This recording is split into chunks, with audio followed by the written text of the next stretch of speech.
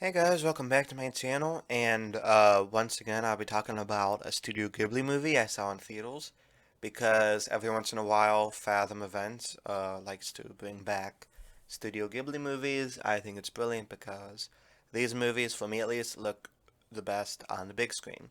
So I saw this for the first time about maybe 2 or 3 years ago. I can't remember exactly when. It was definitely before COVID, and I remember liking it a lot. I I don't remember like everything from the movie, but I remembered a good portion of it. So it was nice to see it again, just to it was refreshing. That's why I don't like rewatching movies immediately after I watch it. I like to give it some time, until it's not as fresh in my memory anymore before I watch it. So yeah, I thought it was brilliant. Um, yeah, I highly recommend seeing Studio Ghibli movies in the theater because the animation is so detailed and the music is so incredible on those surround sound speakers that I feel like it's the best way to watch it. Of course, if you feel comfortable doing that. So we open on this airship. Miyazaki loves airplanes and stuff. We know this. So it's carrying this young girl named Shida, who is this orphan abducted by the government, and the government agent is named Muska, who is voiced by Mark Hamill in the English dub at least. And I love Mark Hamill in villainous roles. You know, he was very good as the Joker. I feel like he has such a and Ozai from Avatar. I feel like he has such a good like menacing voice, which is very funny because he plays Luke Skywalker, one of, in my opinion, the greatest film heroes. So it's nice seeing an actor with a range. And his cartoonist villainous style really matches with the cartoonist nature of the movie. Um, so the government agents are trying to get her and take her gem, her magical gem, and also there's this pirates, these pirates, this old lady named Captain Dola, and all of her sons are also pirates, and all of them are trying to get the blue crystal. So she tries to escape from the airship, but then she falls. But it turns out this crystal is magical, and it safely brings her to the bottom. So this then we cut to this orphan boy named Pachu, who is I'd say the main character of the movie because we see most of it from his perspective. Um, he catches her. His job is kind of like DoorDash for minors, so he kind of brings them food. While he's doing that, he notices a girl falling from the sky, and he runs over and he takes her back to his home. And they start talking and get to know each other. And he shows her a picture of this mysterious floating city named Laputa. And his dad, when he was not dead, he saw Laputa in the sky. He used to be an airplane pilot. Miyazaki likes planes, by the way. So, Dola's pirates and the government, led by Muska, they find them. So they run into the abandoned mine, and she's like, so I've been kidnapped from my house because of this mysterious sacred metal, well, necklace. And they meet Patsu's uncle named Palm, who lives in the mines, apparently. Now, if I was his uncle, I might have looked after Patsu, considering both Patsu's parents are dead and he lives by himself.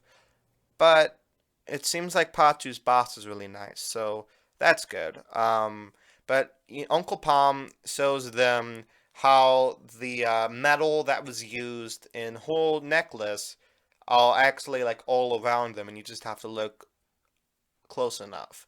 Now, I think this is a really beautifully animated scene in the movie. I think Miyazaki excels at like much quieter scenes where there's not that much going on. It's still relevant to the story, but it just seems a lot more like serene and peaceful, which I feel like a lot of anime kind of lacks those smaller moments. But Miyazaki really nails them. So later on, they leave the mine, and Sheeta's like, "Oh, by the way, my name is Lucita Laputa," and we find out that she is secretly royalty to the castle in the sky. And Muska captures them, and he takes them to his government place, and the children are like imprisoned, nasty stuff going on. And he sells her this robot, and he wants her to tell him where Laputa is. And Muska threatens Patu, and Sita's like, you know, I don't want you to suffer because of me, so you should probably leave. And he leaves. But Dola and the rest of the pirates are waiting for him, and he kind of makes a deal with them, and he joins them, and he becomes a pirate. So I have noticed within these three movies I've watched recently that they all contain an elderly lady who we first think is evil, but then turns out to not be that bad. This is shown in Spirited Away with the lady who runs the Spirit Hotel. It is shown in Howl's Moving Castle with that old witch who wanted to steal Howl's heart. Turned out not to be that bad of a person. And we see it here with Dola. And I don't know. It's funny watching these in not really a quick succession because there's usually about like a 3 week break before I watch them, but in enough of like a while they're still fresh in my memory to realize that Miyazaki certainly has common themes in his movies. Similar to many directors, David Lynch springs to mind with his expressions of duality and vivid dream sequences. But that's a video for another time. So we see this flashback where Sheeta's grandma is telling her about this spell she could use while she holds the necklace. And she uses the spell, which activates both the amulet and the robot. So the robot's like destroying everything, and it's this crazy scene, a lot of fire, and it's destroyed by the military ship called the Goliath. And Patu rescues Sita with the help of the pirates, and Muska is able to steal the necklace. So the pirates are following the Goliath, which are using the necklace. The necklace is kind of being used as a lighthouse to lead them to the castle in the sky. You know the name of the movie. So they're able to transport the pirate ship into kind of like a kite, which lets them float to the sky to reach the castle. And there's this big hurricane, beautifully animated, and you realize like when you get past the hurricane, then you find Laputa, and so they're able to go straight through the hurricane thing, but the Goliath starts shooting at them, which kind of destroys the pirate ship, and it separates it from the kite. So Patu and Sheeta are separated from Dola and the pirates. So they arrive on Laputa, and it's like a beautiful place. There's like plants and trees and animals, and it's all guarded by one remaining robot. And I kind of like this because I feel like in a lot of sci-fi or fantasy stuff, the robots are usually like anti nature and stuff. They're kind of like industrial. But this one is actually like pro-environment. It's a nice change of pace. A lot less predictable, I guess. So the army kind of catches up to them, and Muska captures Sheeta for like the 15th time, and Patsu's able to free the pirates. So Muska takes Sheeta through this. I guess it's like a um. It's like the center of Laputa. It's a big computer thing. It reminded me of like the Death Star, but like not really the Death Star, but like inside of the Death Star. Kind of looked like that. And there's this huge crystal which powers the entire city, very similar to the one that Sheeta had. And we find out that Muska is secretly a Laputa, and he is a member of the royal family, but his line of the family left Laputa a long time ago, and he hates them for that.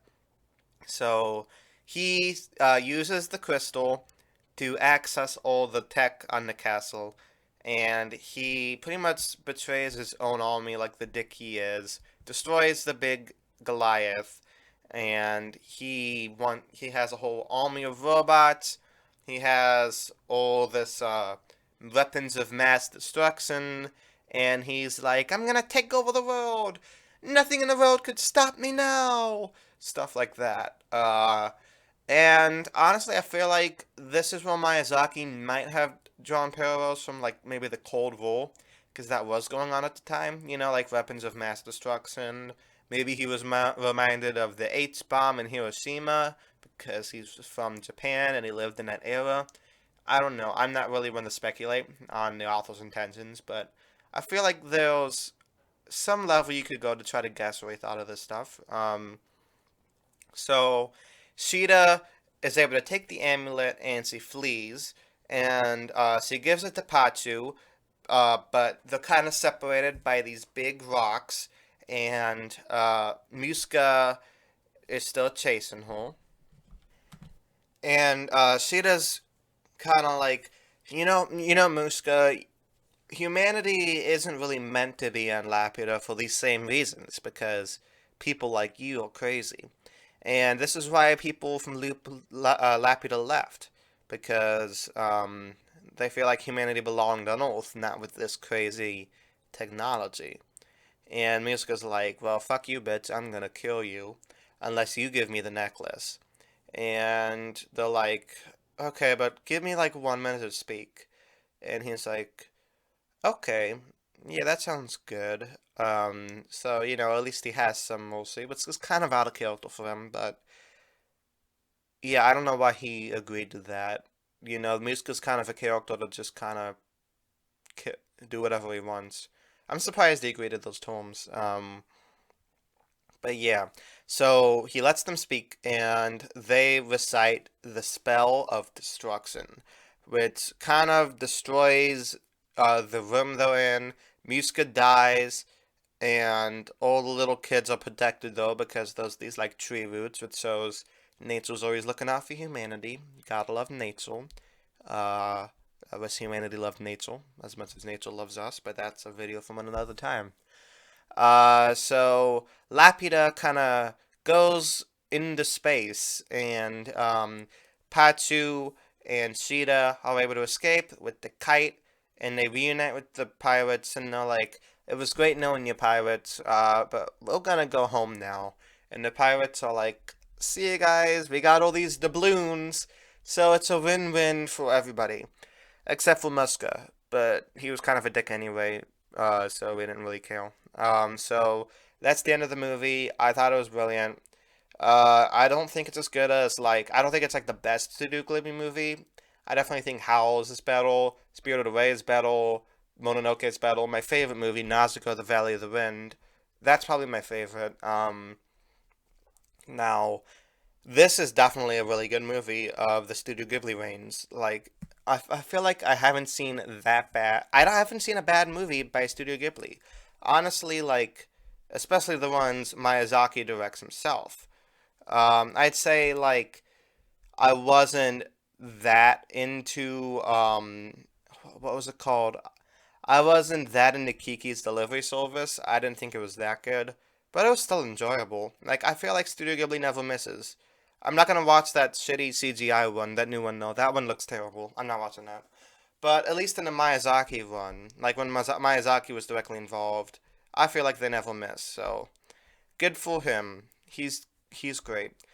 This movie was made in the 1980s, late 80s, I think, and it holds up surprisingly well. The animation, I feel like animation that is hand drawn or at least 2D animated ages way better than CGI or 3D animated uh, animation. So that's probably the reason why this and so many other of his movies aged so well.